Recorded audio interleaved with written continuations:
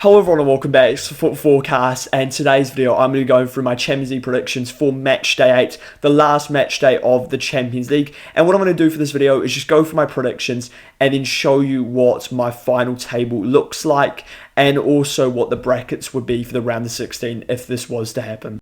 So I'm going to start with the first game, and it's a big game, probably the biggest game actually, between PSG and Newcastle United. And for this game, it's going to be a must-win for both sides, I would say, to qualify for the final 8. For PSG, they've been questionable in this Champions League. I think there's no doubt about that. They would have expected to be better, considering they are the current champions of the Champions League, but they haven't been good at all so far this season. I still, though, think they should have enough to win against this Newcastle side. Newcastle have really struggled away from home so far this season, and for that reason I'm going to go with a 2-1 win for PSG. I think Newcastle will make this really difficult though for PSG. They'll sit in their low block and defend for their lives. So then we've got Manchester City at home to Galatasaray. City are in doubt of not getting into the final 8 and they need to win this game against Galatasaray. Galatasaray, they should qualify for the top 24 no matter what. It's more about now who they play and if they're at home or away for the second and first leg. Either way, I still think City should have enough quality to get the job done in this game. I expect City to take this really serious because they need to get into that top 8. The last thing they need is extra fixtures when they're trying to compete for the Premier League. I'm going to go with a 3-1 win for Manchester City. So then we've got Liverpool at home to Qarabag. And I think Liverpool may take the opportunity to rest a couple of players in this game. They should still qualify for the round of 16 either way, as long as they get a point against Qarabag. And they should be able to get 3 points against Qarabag, despite struggling a lot so far in the Premier League and in the Champions League at points. And Qarabag haven't been too bad so far. They're actually in 17th place.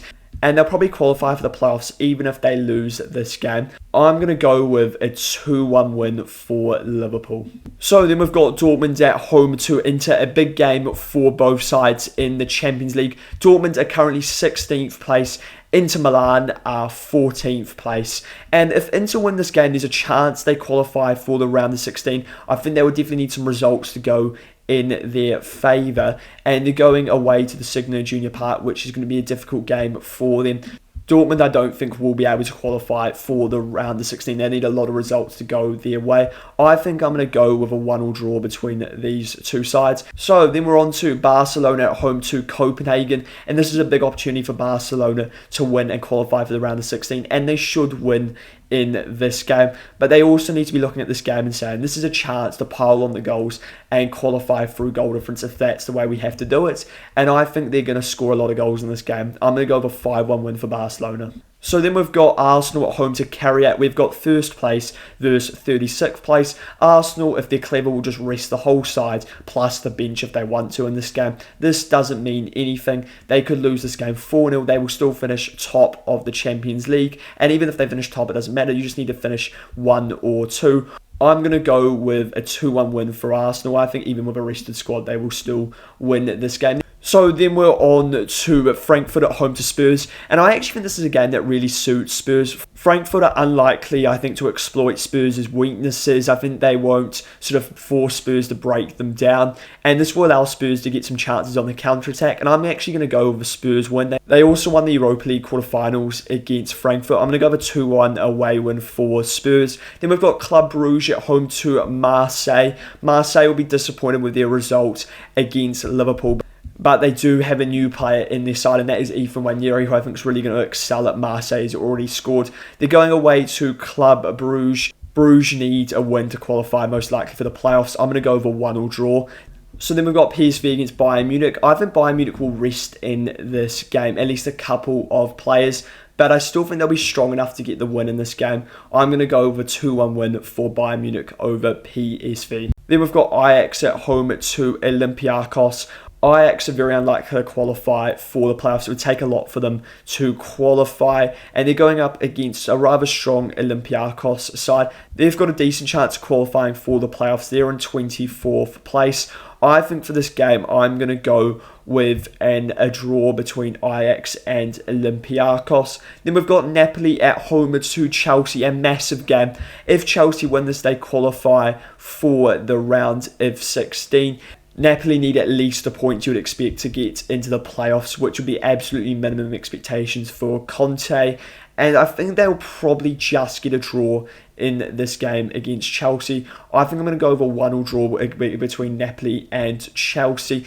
Conte doesn't often care about the Champions League, but I think he'll care about this game. And the fact that it's at home, it's difficult going away to Napoli. I think they'll be good enough to get the result in this game.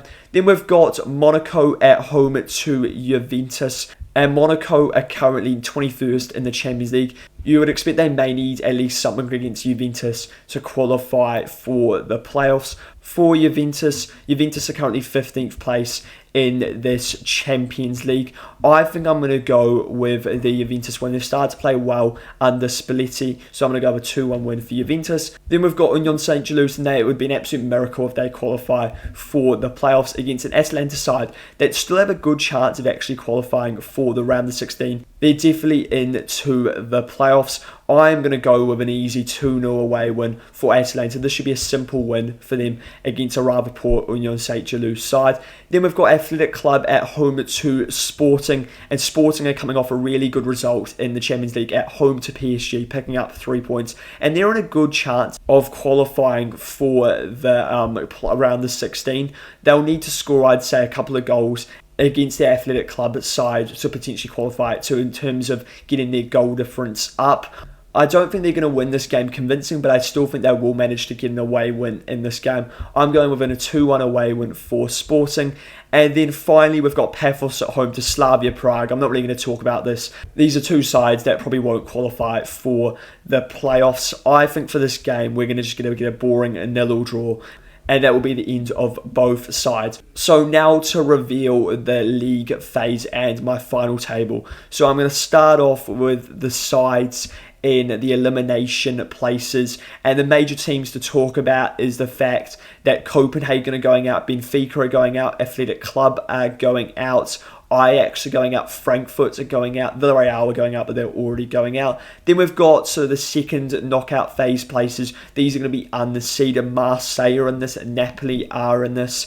We've got Galatasaray, Olympiacos, some good sides in this.